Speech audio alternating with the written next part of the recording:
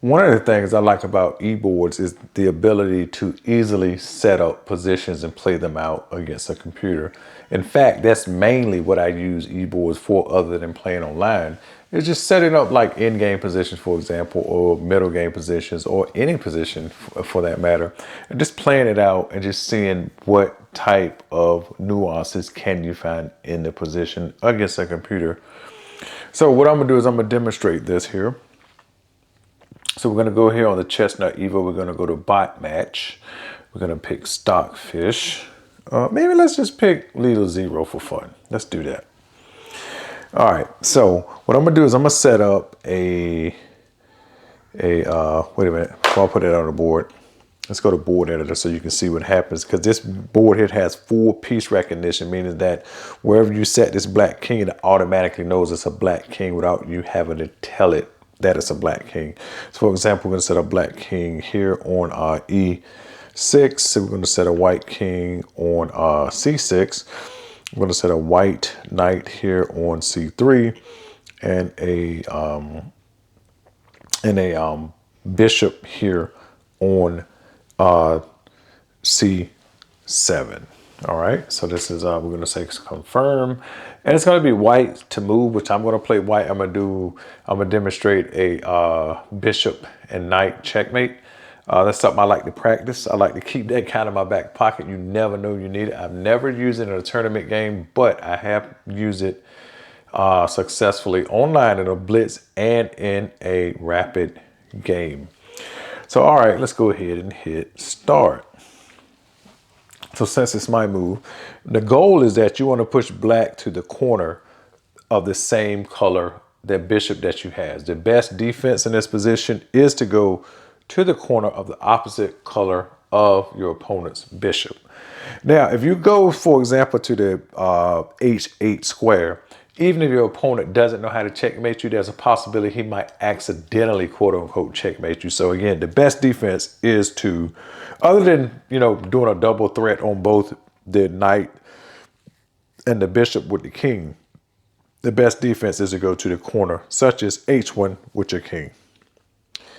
Okay, go ahead and step in.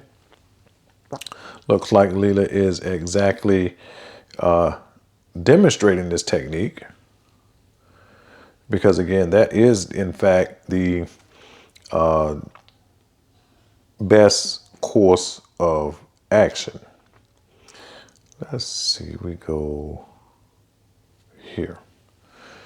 Okay, so he steps up. Now don't forget, now this can get a little tricky here. Okay, so we want to go ahead and bring our knight in here. And he steps up. So now, let's see, how can we make sure that he does not...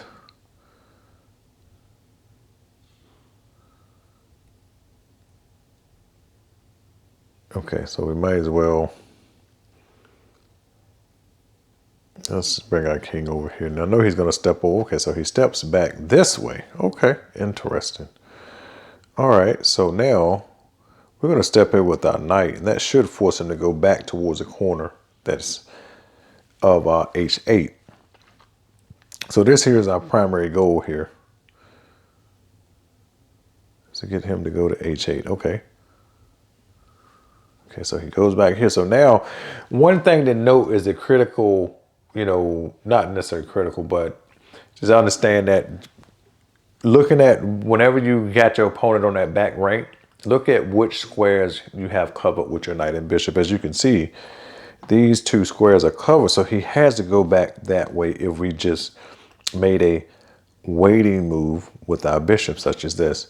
And now, to further push him towards that corner that we want, all we have to do is just go here. And now he has to go towards that corner.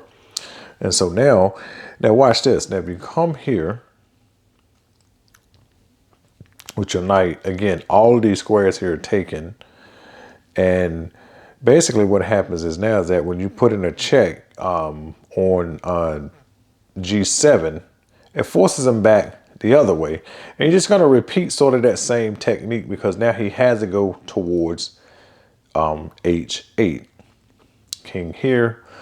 So we're gonna, let's see, what's the best way to do this? Yeah, let's go like this.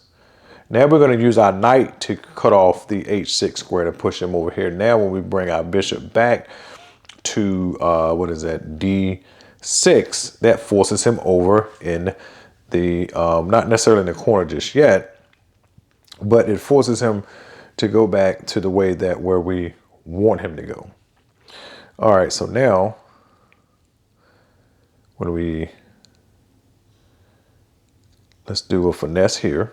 Because what we want to do is now to cut off that square, and then the whole goal of that move is when he goes back to g8, is to bring our king to, don't be careful not to stalemate, because you could almost stalemate him right here. So now if you go to g6, he has to go to h8. So now we've achieved our goal. We have him on the square of, you know, corner square, in this case h8, that is the same color as our bishop. And he only can shuffle between g8 and h8. Now, again, now watch this. If you took knight to h6, this here would be a stalemate.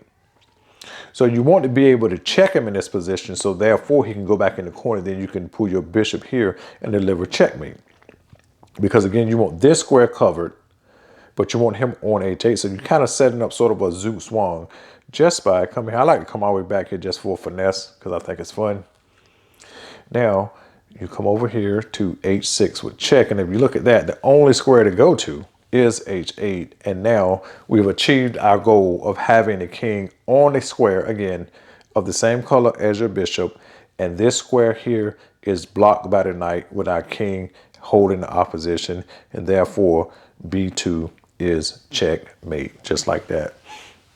So anyway, that was really more or less to demonstrate setting up a position and playing it out against a computer and just how easy it is. But again, you can do that with any position. Again, I'm not necessarily saying you need to do bishop and knight, but again, I just thought I'd do that because I like to practice bishop and knight every so often, again, so I can remember that, because again, you never know. It could probably be one game you just never know in your life. It could be the game of your life, and you never know. You just might need to know how to do this.